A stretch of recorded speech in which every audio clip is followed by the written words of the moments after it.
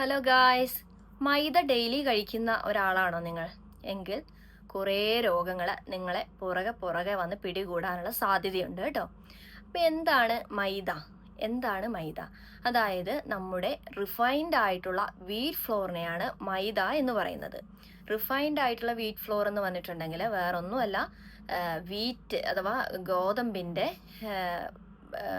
ഗോതമ്പ് പൊടിച്ചിട്ട് അതിൻ്റെ നല്ല ഘടകങ്ങളൊക്കെ മാറ്റി നന്നായി നല്ല ഇതൊക്കെ മാറ്റി കഴിഞ്ഞ് പുറകെ വരുന്ന ചണ്ടി എന്നൊക്കെ ഞങ്ങളുടെ നാട്ടിൽ പറയും, അഥവാ വേസ്റ്റ്.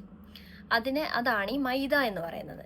അപ്പോൾ ഈ മൈദ നമ്മൾ ഡെയിലി ഉപയോഗിച്ചാൽ അതിൽ പ്രത്യേകിച്ച് മിനറൽസോ വൈറ്റമിൻസോ ഒന്നുമില്ല. സ്റ്റാർച്ചാണ് അതിലുള്ളത്. ആകെപ്പാടെ കൂടുതലായിട്ടുള്ളത് സ്റ്റാർച്ചാണ്, അല്ലാണ്ട് വേറെ പ്രത്യേകിച്ച് നല്ലൊരു ഘടകവും അതിനകത്തില്ല. അതാണ് ഒന്നാമത്തെ കാര്യം. അപ്പോൾ അത് കഴിച്ചിട്ടുണ്ടെങ്കിൽ ഒരു ഗുണമില്ലാത്തൊരു സാധനം കുറേ നാളിങ്ങനെ കണ്ടിന്യൂസ് ആയിട്ട് കഴിച്ചാൽ എന്തൊക്കെ ഉണ്ടാകും രോഗങ്ങൾ എന്നുള്ളത് സ്വാഭാവികമായിട്ട് നമുക്ക് മനസ്സിലാക്കാവുന്നതേ ഉള്ളൂ. പ്രധാനമായിട്ടും മൈദ ഡെയിലി കഴിച്ചാൽ നിങ്ങൾക്ക് ഉണ്ടാകാൻ പോകുന്ന പ്രശ്നങ്ങൾ എന്ന് പറയുന്നത്, ഒന്നാമത്തത് ബ്ലഡ് ഷുഗർ ലെവല് കൂടും. അതായത് ടൈപ്പ് 2 ഡയബറ്റിക് ആകാനുള്ള സാധ്യതയുണ്ട്. നിങ്ങൾ ടൈപ്പ് 2 ഡയബറ്റിക് ആകാനുള്ള സാധ്യതയുണ്ട്. പ്രമേഹ രോഗത്തിൻ്റെ ഒരു പങ്കാളിയാകാൻ വേണ്ടിയിട്ട് സാധ്യതയുണ്ട്.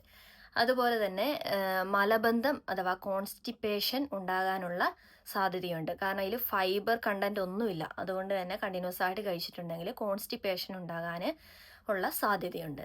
അതുപോലെ തന്നെ ബ്ലോട്ടിങ്, വയറിങ്ങനെ കമ്പിച്ചിരിക്കുന്ന അവസ്ഥ, അതുപോലെ തന്നെ ഇൻഡൈജക്ഷൻ, അതായത് അജീർണത ഒക്കെ ഉണ്ടാകാൻ വേണ്ടിയിട്ടുള്ള സാധ്യതയുണ്ട്. പ്രത്യേകിച്ച് നമ്മൾ അത് ഡീപ്പ് ഫ്രൈ ആയിട്ട് എന്തെങ്കിലും പലഹാരങ്ങളായിട്ട് ഉണ്ടാക്കിയെടുക്കും. അതായത് പൂരി, സമൂസ, ഇതൊക്കെ ഈ മൈദ കൊണ്ട് ഉണ്ടാക്കുമ്പോൾ നമുക്ക് ഈ അജീർണതയും ബ്ലോട്ടിങ്ങും അഥവാ വയറ് കമ്പീരൊക്കെ ഉണ്ടാകാനുള്ള സാധ്യതയുണ്ട്.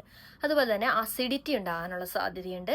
അതോടൊപ്പം തന്നെ ഇപ്പോൾ കോമൺ ആയിട്ട് ആൾക്കാരിൽ കാണുന്ന ഫാറ്റി ലിവർ ഉണ്ടാകുന്നതിനും സാധ്യതയുണ്ട്. കാരണം മറ്റൊന്നുമല്ല, എക്സസീവായിട്ടുള്ള ഗ്ലൂക്കോസ് ഈ മൈദയുടെ സാധനങ്ങൾ കഴിക്കുന്നതുകൊണ്ട് നമ്മുടെ ശരീരത്തിലുണ്ടാകുന്നു. നമ്മുടെ ശരീരത്തിൽ എക്സസീവായിട്ട് എങ്ങനെ ഗ്ലൂക്കോസ് ഉണ്ടായാലും അത് ലിവർ ഫാറ്റായിട്ടാണ് കൺവേർട്ട് ആകുക. അപ്പോൾ ഈ ലിവർ ഫാറ്റ് ആയിട്ട് അത് ഫാറ്റി ലിവറായിട്ട് മാറാൻ വേണ്ടിയിട്ടുള്ള സാധ്യതയുണ്ട്.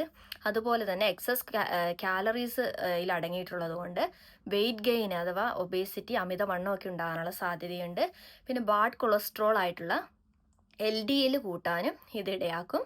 അതുപോലെ തന്നെ ഫൈബർ ഇല്ലാത്തതുകൊണ്ട് സ്വാഭാവികമായിട്ടും പൈൽസ് വരെ ഉണ്ടാകാനുള്ള സാധ്യത ഇതുമൂലമുണ്ട്. അപ്പം മൈദ മാറ്റി പിടിച്ച് നമുക്ക് ഗോതമ്പിലേക്കൊക്കെ കടന്നു പോകാം. ഓക്കെ, അത് ഇനി അടുത്ത വീഡിയോ നമുക്ക് വീണ്ടും കാണാം. അതുവരെ എല്ലാവർക്കും ബൈ.